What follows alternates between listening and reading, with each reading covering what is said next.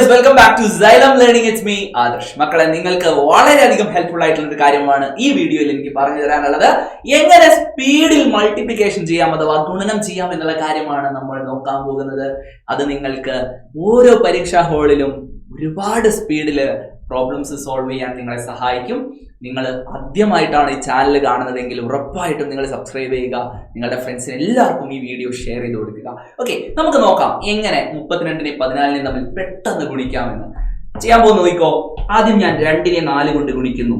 First step 4 2 8. Okay ആണല്ലോ. Next step 4നെ 3 കൊണ്ട് ഗുണിക്കുന്നു. 1നെ 2 കൊണ്ട് ഗുണിക്കുന്നു.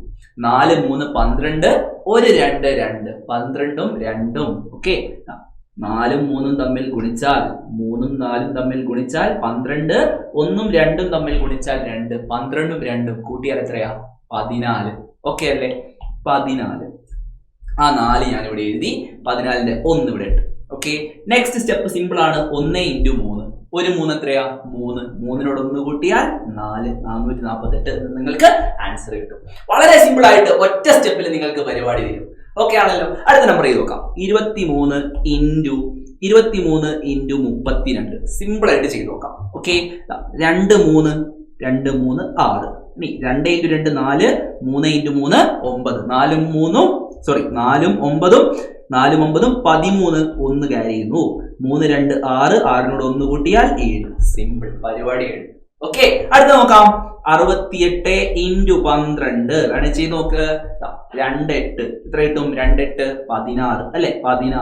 6 ഇവിടെ എഴുതി, 1 ഇവിടെ ക്യാരി ചെയ്തു. ഓക്കെ, ഇനി 2 6 12, 1 8 8 20 അല്ലെ? 12ഉം 8ഉം കൂട്ടിയാൽ 20. 20നോട് 1 കൂട്ടിയാൽ 21. ശരിയല്ലേ?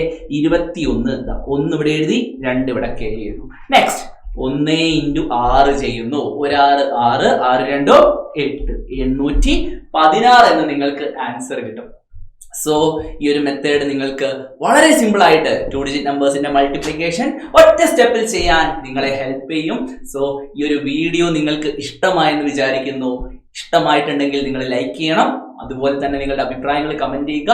നിങ്ങളുടെ എല്ലാ ഫ്രണ്ട്സിനും അയച്ചു കൊടുക്കുക. നമുക്ക് വീണ്ടും കാണാം. അതുവരേക്കും ഗുഡ് ബൈ.